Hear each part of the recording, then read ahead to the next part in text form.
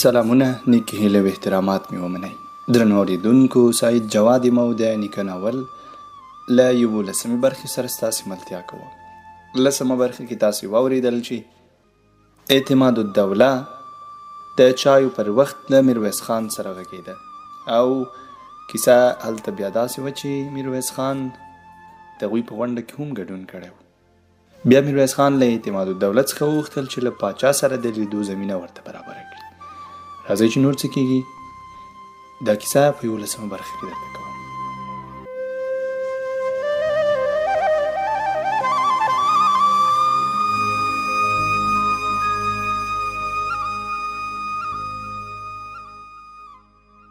وخت ووت. میرویس خان د ډیرو کسانو زړونه خپل کړي ول. ځینې درباریان به زندان ته ورتلل او له میرویس خان سره به یې مشورې کولې. یو ځل اعتماد الدوله ورغی، وی ویل چې له پاچا سره یې د میرویس خان د لیدنې زمینه چمتو کړې وه، خو دیوان بیګ دا ملاقات د پاچا د وخت ضایع کول وګڼل. اعتماد الدوله وویل چې دیوان بیګ ته د ګرګین یو لیک را رسېدلی دی. لیکلی دي چې میرویس خان هوښیار سړی دی، مخه یې ونیسه.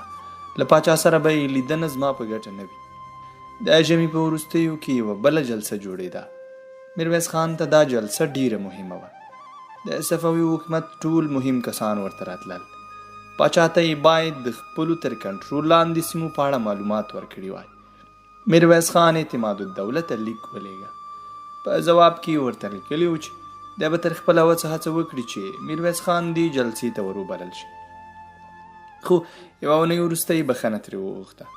لیکلي و چې دیوان بیګ ستونزې ورته جوړوي، هغه نه غواړي چې میرویس خان په دې جلسه کې ګډون وکړي.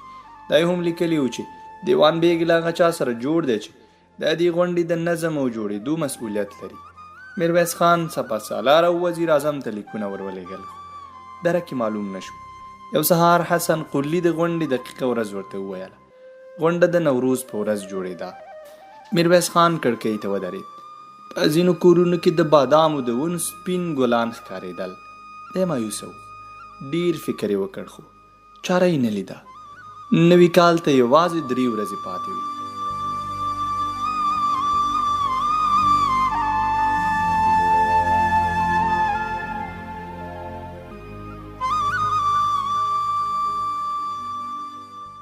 درب شو، غولی ولړزېد. میرویس خان په بیړه کېناست، سترګې یې وموښلې. د بالاحصار خواته پرې شوې دریڅې ته ودرېد. تیاره وه.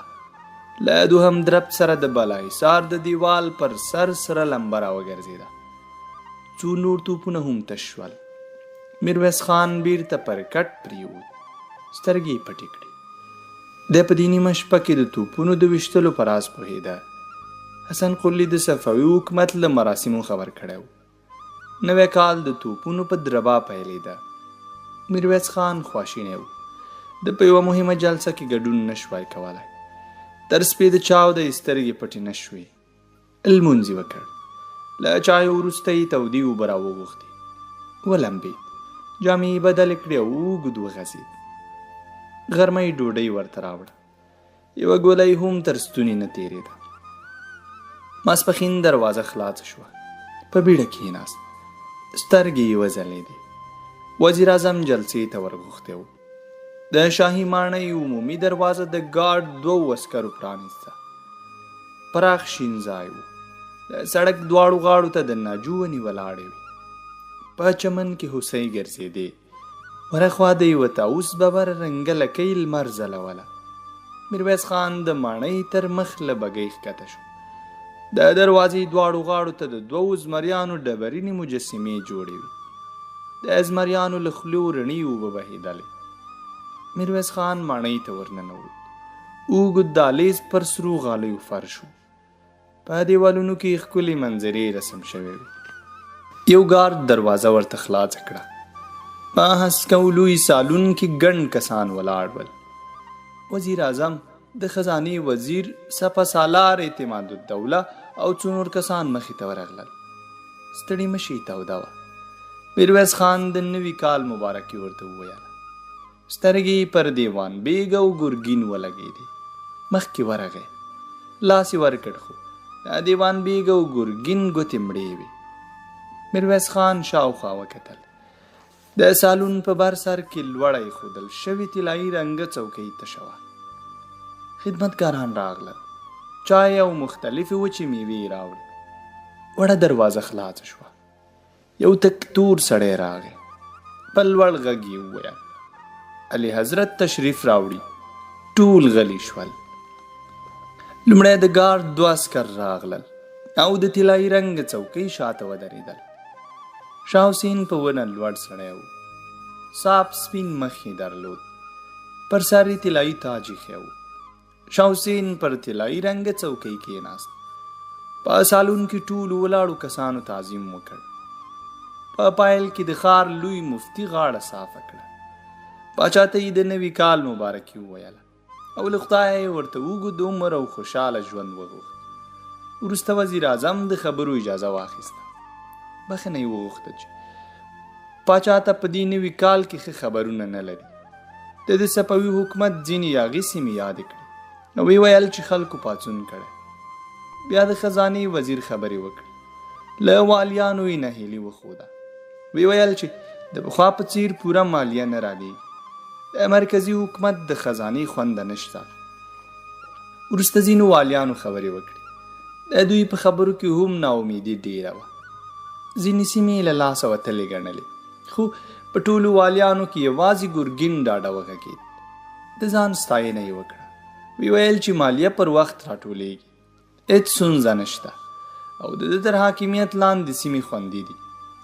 د یو خزانې وزیر په خبرو کې ورولوېد او ویې ویل چې تیر کال د ګرګین خان لخوا حکومتي خزانې ته 100,000 تومنه هم نه دي راغلي.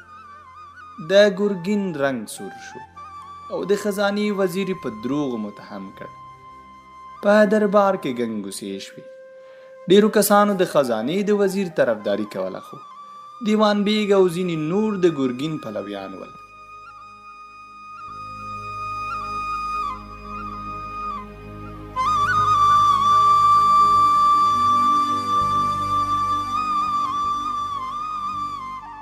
شاه حسین غلی ناست و. سترګې له خوبه ډکې ښکارېدې. کله کله به یې اوږده ارګمي وویستل. وزیر اعظم ټول کسان آرامۍ ته راوبلل. وروسته یې د میرویس خان نوم واخیست. ویې ویل چې دی د منطقې سړی دی، په واقعیت پوهېږي. د دیوان بیګ او ګرګین رنګونه سره شول. شاه حسین وویل میرویس خان چیرته دی؟ میرویس خان مخکې ورغی. تعظیم یې وکړ.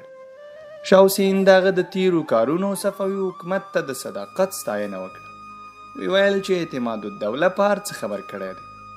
وروسته یې له میرویس خان څخه د هغه د صحت پوښتنه وکړه. دا یې هم وویل چې 2 میاشتې مخکې د دربار طبیب د علاج لپاره ورلېږلی و. دیوان بیګ تعظیم وکړ. پاچا ته یې وویل چې میرویس خان اوس ښه دی، خو میرویس خان حیران و. دی نه و ناروغه شوی. دا یې هم نه په زړه کېدل چې ده ته د کوم طبیب ورغلی وي. میرویس خان له شاه حسین څخه مننه وکړه چې د ده په فکر کې دی. شاه حسین دا هم ویل چې یو ځل یې میرویس خان لیدو ته ور وغوښت، خو دیوان بیګ ورته ویل چې ناروغه دی. وزیر اعظم او سپه سالار ته د دیوان بیګ د ټکولو لپاره ښه موقع په لاس ورغلی و. دوی دې خبرې ته پکې وواهه. حیراني یې وښوده. ویې ویل چې میرویس خان نه دی ناروغه شوی. پاچا دیوان بیګ ته په غوسه وکتل. د هغه سر وځړېد. وزیر اعظم له میرویس خانه د خبرو غوښتنه وکړه. میرویس خان د دې ورځې انتظار ویست. لومړی د کندهار او شاوخوا سیمو په عمومي وضعیت وغږېد. د خپلو خلکو دودونه او رواجونه یې بیان کړل.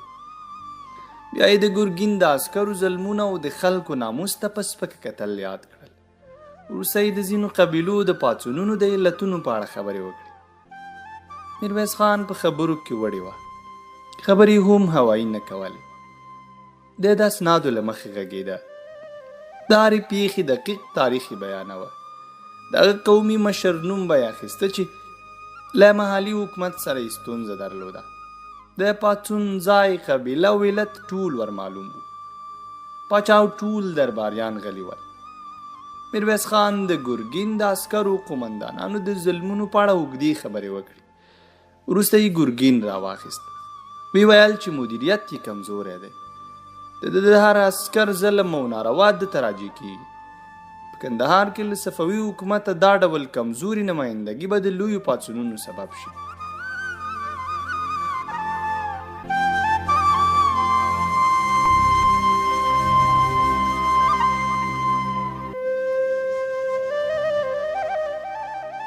ګرګین ته غوسه ورغله. میرویس خان د حکومت پر ضد په بغاوت تورن کړ. خو اعتماد الدوله وزیر اعظم او سپهسالار دا خبرې بې بنیاده وګڼلې. د میرویس خان تیرې کارنامې له سره تازه کړې او ویل چې ګرګین عقدې اخیستی.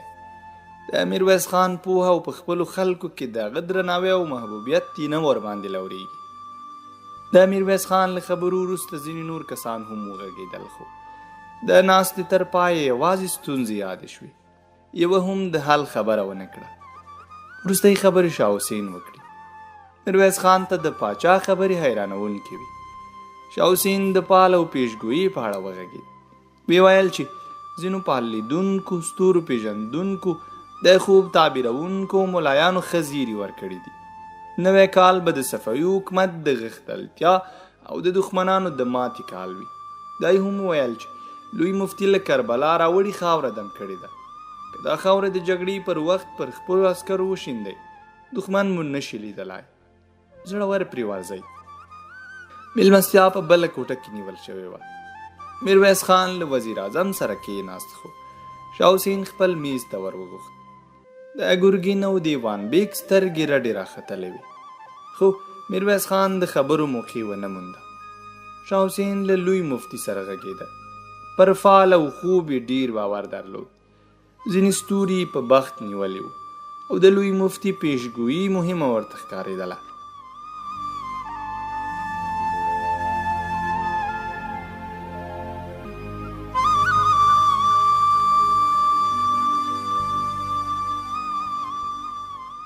یوه اونۍ وروسته د شاه حسین خاص نماینده بالاحصار ته ورغی او میرویس خان یې نوي ځای ته بوت. میرویس خان د پاچا ماڼۍ ته نږدې په یو کوچني ښکلي کور کې واړول. نه ګارد او نه هم کوم پیردار، بس یو اشپز او یو خدمتګار یې درلود. میرویس خان څو کتابونه راوغوښتل. حویلي شنه وه. د به ډېر وخت د پسرلي پاسته لمر ته مطالعه کوله. یوه ورځ پاچا ور وغوښت، خو دا ځل د ګارد د یو عسکر لخوا یو بل واړه سالون ته رهنمایي شو. په سالون کې د تبلې او باجي غږ راګرځېده. څو ښکلې نجونې نڅېدې.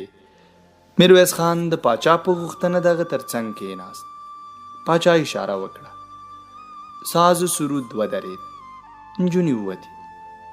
یوې خدمتګارې د شرابو جام ورته ونیو، خو میرویس خان چای وغوښت.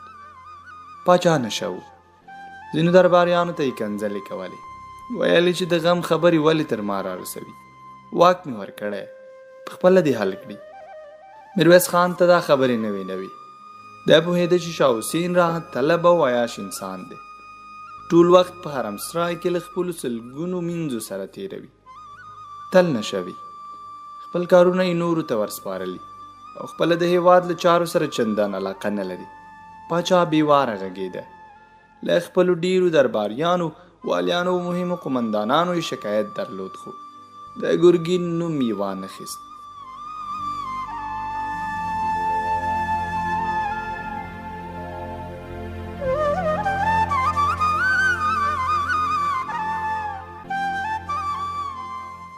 قدرمن اورېدونکو، دا به د نیکه ناول 11مه برخه. تر 12مې برخې سعید جواد او احسان الله ځلاند ته اجازه ورکړئ. رب مو مل ښه وختونه ولرئ.